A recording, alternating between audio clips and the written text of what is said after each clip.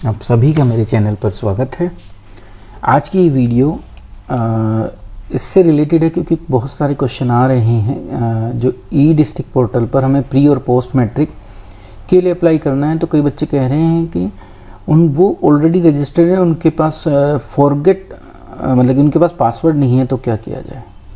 तो ये वीडियो उसी से रिलेटेड है कि कैसे आप अपना पासवर्ड रिकवर कर सकते हैं।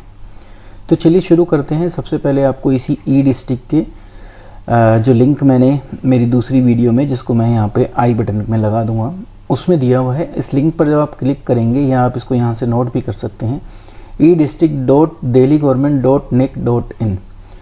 तो जब इसके आप होम पेज पे आएंगे तो आपको ये इंटरफेस मिलेगा। यहाँ पे आप क्योंकि हम फॉरगेट की बना रहे हैं तो हमें रजिस्टर्ड यूज़र लॉगिन पर ही जाना होगा।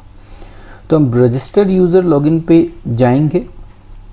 यहाँ आपको यूज़र आईडी पासवर्ड वाला ऑप्शन मिलता है, पर क्योंकि ना हो आपके पास शायद यूज़र आईडी भी ना हो, ऑब्वियसली है, पासवर्ड तो है ही नहीं। तो इस केस में हम यहाँ ना क्लिक करके, मतलब कि इसमें डिटेल ना फिल कर हम यहाँ जाएंगे फॉरगेट यूज़र आईडी और पासवर्ड। तो हमें इस पर क्लिक करना है, फॉरगेट यूज़र आईडी और पासवर्ड।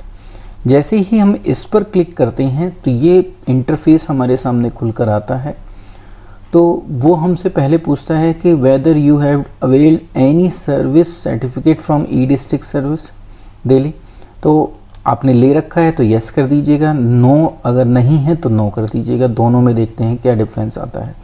पहले हम यस कर देखते हैं। तो यस कर देखते हैं तो ये इंटरफेस खुलता है। अब इस इंटरफेस में जब यस होता है, मतलब कि आपने कोई सर्विस या सर्टिफिकेट ई डिस्ट्रिक्ट पोर्टल पर ले रखी है, तो फिर वो सर्विस सेलेक्ट कीजिए जो है। ये सारी सर्विस आ गई कि आपने क्या किया था। तो जो भी आपने लिया था कि व्हीकल को ऑल्टर किया था, कोई भी एक सर्विस हो सकती है, आरसी को अमेंडमेंट करना। तो यहाँ पर डिफरेंट ऑप्शन हमारे दिए हुए हैं, जिनको आप जब स्क्रॉल डाउन करेंगे तो वो नीचे और भी आ जाएंगे। तो ऐसे ही जब आप चलते जाएंगे नीचे तो आपको डिफरेंट ऑप्शंस मिलते चले जाएंगे। तो ये सारे ऑप्शंस हैं जिन में से जो भी आपने काम किया हो आप उसको यूज़ कर सकते हैं। क्योंकि आपने यस किया है तो कोई ना कोई इसमें से आपने लिया ही होगा ज़रूर। पर अभी हम सिर्फ बता रहे हैं यहाँ पर क्या क्या करना है। फिर जो सर्विस आपने ली है, जो सर्टिफिकेट, मान लिया आपने यहाँ से एससी सर्टिफिकेट बनवाया है, ओबीसी बनवाया है, तो आप उस सर्टिफिकेट का नंबर यहाँ पर डालेंगे, उस एप्लीकेंट का नाम लिखेंगे जिसका उस सर्टिफिकेट पर नाम है, उसकी डेट ऑफ बर्थ लिखेंगे, जेंडर सेलेक्ट करेंगे और डॉक्यूमेंट नंबर लिखेंगे। एक सर्टिफिकेट नंबर होता है, एक डॉक्यूमेंट नंबर होता है। जिन जिन पर स्टार बना हुआ है वो सारी डिटेल आपको फिल करना कंपलसरी है। ठीक है, तो डॉक्यूमेंट नंबर भी डाल देंगे आप। ये दोनों आपको जब आप देखेंगे उस सर्टिफिकेट को तो आपको उस पर मिल जाएगा। फिर एंटर मोबाइल नंबर जिस पर आपने रजिस्ट्रेशन कराया था। ये सबसे इम्पोर्टेंट है, इसको आपको याद रखना पड़ेगा कि रजिस्टर्ड किससे थे। अगर आपने यहाँ पर ऑलरेडी रजिस्टर्ड हैं तो वो मोबाइल नंबर यहाँ एंटर कर दीजिए और यहाँ पर अपना जो ये क्या कहते हैं कोड दिया हुआ है, इसको टाइप कर दीजिएगा। आपको यूज़र आईडी पासवर्ड आपके मोबाइल नंबर पर मिल जाएगी। ये तो जब हमने कोई सर्विस अवेल कर ली हो इस पर ई डिस्ट्रिक्ट पर। अगर हम इसको नो करते हैं, क्योंकि नॉर्मली नो ही होना चाहिए, तो क्योंकि ज़्यादातर हमने अभी तक ई डिस्ट्रिक्ट पर ज़्यादातर, मैंने इसीलिए पहले ही वर्ड यूज़ कर लिया कि हमने यूज़ नहीं किया, तो नो करेंगे तो ये इंटरफेस हमारे सामने खुलकर आ रहा है। तो फिर वही वाली बात है कि आपको फिर एक डॉक्यूमेंट सेलेक्ट करना है। वहाँ सर्विस सेलेक्ट की थी क्योंकि हमने अवेल कर ली थी, यहाँ हमें एक डॉक्यूमेंट सेलेक्ट करना है।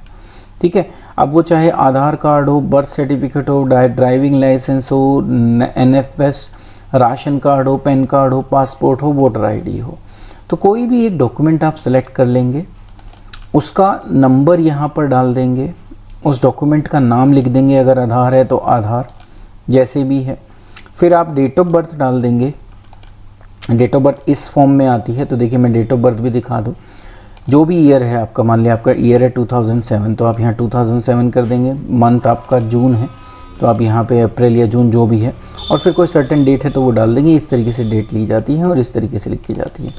इसमें मैं एक चीज़ और बता दूं कि अगर आप इस तरीके से इस पे ना कर पाएँ तो आप सीधा भी अपनी डेट लिखेंगे तो वो भी यहाँ पर आ जाएगी। देखिए कैसे, जैसे मैं यही लिखूँ 24 अप्रैल 2007, तो इस तरीके से भी डेट आ जाती है।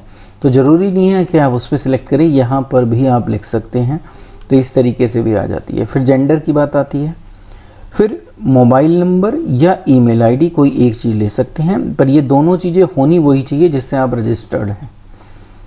तो रजिस्टर्ड, और यहाँ पे कोशिश कीजिएगा, क्योंकि जब रजिस्ट्रेशन आपने कराया होगा तो आपने आधार कार्ड नंबर ज़रूर दिया होगा, तो कोशिश करें आप आधार कार्ड को ही यूज़ कर करें, तो आपका easily forget password user ID आप तक मिल जाएगी, आपके मोबाइल नंबर पर भी आ जाएगी, आपकी ईमेल आईडी पर भी आ जाएगी।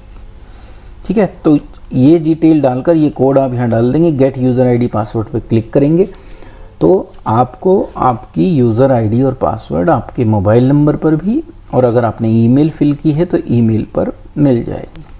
तो ये तरीका है जिस तरीके से आप अगर ऑलरेडी रजिस्टर्ड हैं तो आप फॉरगेट यूज़र आईडी पासवर्ड के ऑप्शन को यूज़ कर अपनी यूज़र आईडी और अपना पासवर्ड प्राप्त कर सकते हैं। अभी मेरे पास ऐसा कोई ऑप्शन नहीं है, इसलिए मैं आपको ये कर नहीं दिखा सकता, बट आप इस स्टेप्स को फॉलो करेंगे तो आप इजीली यूज़र आईडी और पासवर्ड रिकवर्ड कर लेंगे। Thank you.